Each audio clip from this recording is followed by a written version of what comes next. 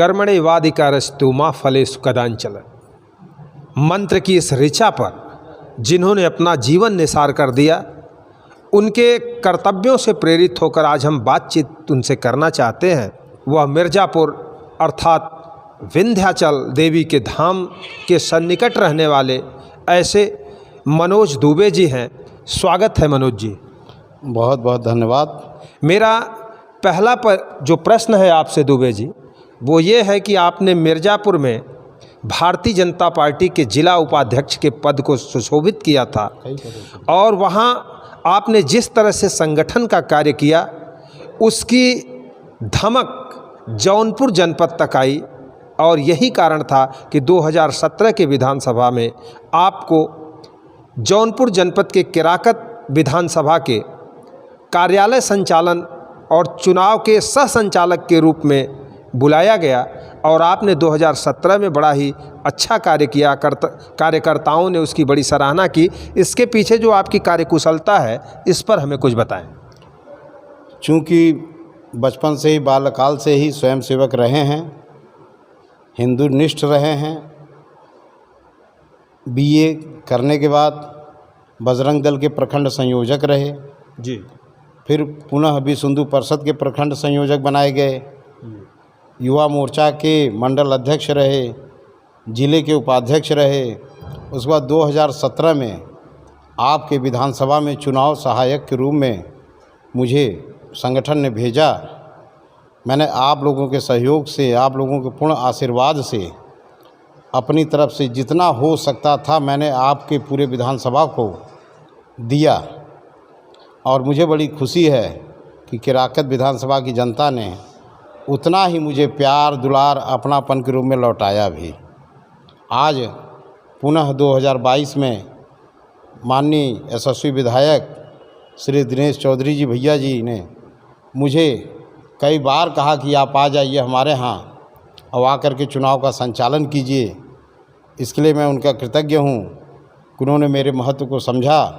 मैंने संगठन से कहा, संगठन में श्री सुनील ओझा जी सह संगठन प्रदेश सह संगठन महामंत्री ने मुझे दिनेश चौधरी जी को सौंपा कि जा कर के आप जो है इनका चुनाव का संचालन व सहयोग करें। इसी रूप में मैं यहाँ पर आपके केराकत विधानसभा में पुनः आया हूँ। मनोज जी, 2017 में जब आपने केराकत विधानसभा का संचालन किया, चुनाव का, कार्यालय का, तो उसमें आपने विधायक जी को जीत भी दिलवाई। यह कहीं न कहीं आपके ईमानदार छवि की और लोगों के बीच बातचीत करने की मिलनसारिता का परिणाम रहा। 2022 का चुनाव, चूँकि आप जब से इस कार्यालय का उद्घाटन हुआ है, आप लगातार क्षेत्र में बने हुए हैं, क्या लगता है आपको कि इस बार लड़ाई किससे है और रिजल्ट क्या होगा? ऐसा है, हमारी लड़ाई किसी से नहीं है। आज उत्तर प्रदेश की जनता ही नहीं, पूरे भारत की जनता जाग चुकी है। आज हमें यह कहने में गर्व होता है कि हम हिंदू हैं। आज हर व्यक्ति ये चाहता है, पिछले 5 साल उत्तर प्रदेश सरकार द्वारा किए गए कार्य का मूल्यांकन हर गरीब आदमी कर रहा है। मैं निचले स्तर पर बैठे हुए व्यक्तियों से बातें करता हूँ, वो भी कहते हैं कि इस सरकार में हम लोग बहुत सुखी थे। आज हमें मात्र उनके पास जाना है, उनसे मात्र यही कहना है कि चुनाव आ गया है, हमारा चुनाव निशान कमल है। वो पुनः आपको गले लगाने के लिए, दिनेश चौधरी जी को पुनः यशस्वी विधायक बनाने के लिए केराकत की विधानसभा की जनता पूरी तरह से तैयार है और हम भारी मतों से जीत की ओर अग्रसर हैं। मनोज जी, आपको संगठन का बड़ा अच्छा अनुभव है। किसी भी संगठन को चलाने के लिए सबसे ज़रूरी क्या होता है? सबसे ज़रूरी होता है कि आप अपने समय को कितना दे पाते हैं संगठन के कार्यों में।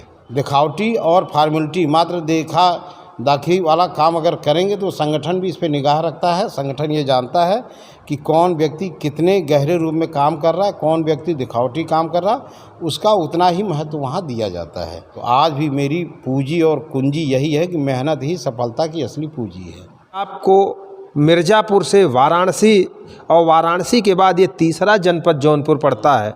यहाँ आप जब आए हैं तो ये 3 मंडलों का विधानसभा क्षेत्र है और तरह तरह के संगठन के लोगों से, राजनीतिज्ञों से, वरिष्ठ पदाधिकारियों से आपका यूँ कहा जाए तो मुठभेड़ हुआ होगा, सारे लोगों को आप संतुष्ट कर पाए हैं? अपने कार्यों के द्वारा। हालांकि मेरा किसी से कोई मुठभेड़ नहीं हुआ। जो भी मुझसे मिला मैंने उससे कुछ सीखा, अच्छी बातें सीखी, और कुछ जो गलत बातें तो उसको मैंने अपने पास आने नहीं दिया। तो लोगों ने मुझे सिखाया कि राकत की जनता ने पूरी तरह से मुझे घर का लड़का, बेटा, भाई समझ करके अपनाया। अब मेरी बातों को मेरे बूथ अध्यक्ष, सेक्टर संयोजक, मंडल अध्यक्ष, जो भी मंडल के पदाधिकारी हैं, सब ने पूरी तरह से मेरे बताए गए कार्यों को सिरोधार्य किया, उसको पूरी तरह से निरूपित किया।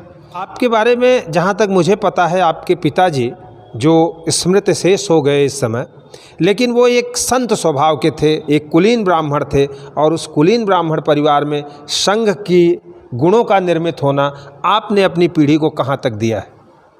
मैंने, पिताजी ने, चूँकि वो टेक्सटाइल कॉरपोरेशन सरकारी मिल में एग्जीक्यूटिव ऑफिसर थे जी, मेरी पूरी पढ़ाई 12वीं तक की बाहर हुई है। मैंने आईटीसी, ओटीसी प्रथम वर्ष संघ का प्रशिक्षण वर्ग लिया है। चूँकि कोरोना काल 2 साल चला इसलिए वर्ग नहीं लगा। इस साल मई महीने में पुनः जाऊंगा द्वितीय वर्ष करने के लिए। अपने पुत्र को आईटीसी करा दिया है, चूँकि वो इंजीनियरिंग कर रहा है, प्रथम वर्ष है उसका जी। उसको जैसे ही इंजीनियरिंग ख़त्म होता है उसको पुनः जो है प्रथम, द्वितीय, तृतीय संघ वर्ग कराऊंगा। और हर व्यक्ति को, अपने बच्चों को संघ के इस वर्ग में भेजना चाहिए। वहाँ बुद्धि का विकास, बल का विकास, मस्तिष्क का विकास, हर तरह से विकास होता है। ये आईटीसी प्रथम वर्ग, द्वितीय वर्ग क्या है, ज़रा इस पर विस्तार से हमें बताएंगे कि ये क्या है आईटीसी? बहुत सारे लोगों को नहीं समझ में आता होगा कि आईटीसी क्या है। आईटीसी होता है 7 दिन का प्रशिक्षण होता है पहले, राष्ट्रीय स्वयंसेवक संघ का। राष्ट्रीय स्वयं संघ का। इसमें 7 दिन के लिए 14 वर्ष से 25, 22, 23 वर्ष के बालकों को चुना जाता है जी। वो 7 दिन के लिए आपके गृह जनपद में किसी अन्य विद्यालय में, अन्य किसी अच्छे जगह पर सबको वहाँ सिखाया जाता है। वहाँ पे सवेरे उठना, योगा करवाना, देश के अपने बलिदानियों के बारे में, देवी देवताओं के बारे में, संगठन के बारे में बताया जाता है। आपकी ज़िंदगी की एक पद्धति बना दी जाती है, सुबह 4 बजे उठा दिया जाता है। ये सब चीज़ें अगर बच्चों में संस्कार शुरू से डाल दिए जाएं तो बच्चा सांस्कारिक हो जाता है। एक तरह का ये शुरुआती दौर से ही बच्चों के लिए ब्रेन वॉश है, उन्हें सनातन हिंदू बनाने के लिए और अपनी राष्ट्रभक्ति से जोड़ने के लिए उनके अंदर एक संस्कार पैदा किया जाता है। इसमें संस्कार पैदा किया जाता है। आज हमारे माननीय प्रधानमंत्री जी, उपराष्ट्रपति जी, हमारे जो भी इस समय बड़े बड़े पदों पे बैठे हैं लोग, उनके ऊपर पिछले 7 सालों में किंचित मात्र एक भी बदनामी का या भ्रष्टाचार का एक छींटा दाग भी नहीं लगा है। यह संघ के स्वयंसेवक के रूप में जो भी हैं उन्हीं के अंदर यह गुण विद्यमान रहता है।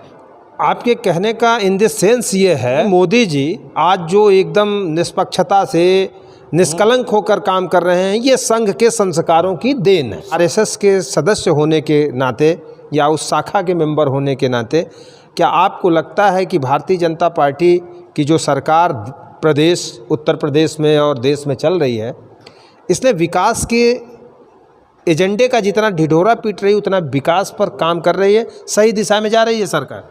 एक बात बताइए, आप आज कहीं भी निकलें, अपने घर से बाहर निकलते हैं, मिट्टी का तेल बंद हो गया है। कारण यह है 24 घंटे लाइट मिल रही है, बिजली मिल रही है। सड़कें, आप बनारस से प्रयागराज जाना चाहें 1 घंटे के अंदर आप प्रयागराज पहुंच जाएंगे। जौनपुर से लखनऊ जाना चाहें 1.5 से 2 घंटा लगता है। मतलब आप लोगों ने विकास अच्छा किया है, आप संतुष्ट हैं? हम बता रहे हैं आपको।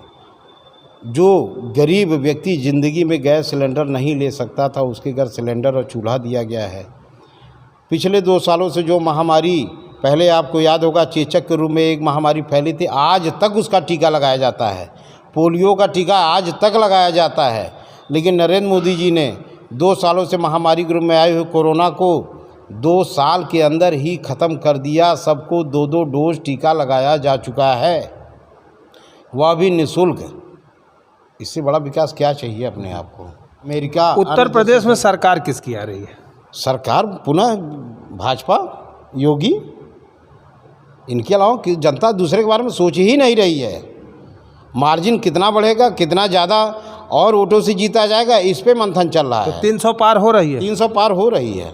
तो ये थे हमारे साथ जौनपुर जनपद के केराकत विधानसभा की चुनाव संचालन कर रहे मनोज दुबे जी, जिन्होंने संगठन के बारे में और अपनी कार्यशैली के बारे में मुझे बताया और यह भी बताया कि आने वाले 2022 के इस विधानसभा चुनाव का परिणाम भारतीय जनता पार्टी के पक्ष में रहेगा।